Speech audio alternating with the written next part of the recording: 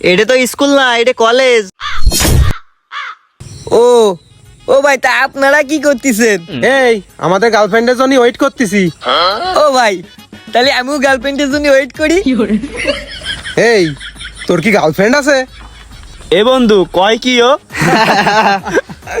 ও ভাই, ওই যে আপনি কইলেন তাই করাও। ও ভাই, গার্লফ্রেন্ড কি? আরে বলো, গার্লফ্রেন্ড হচ্ছে মেয়ে মানুষ, মেয়ে মানুষ এই বুকের ভিতর যেটা থাকে।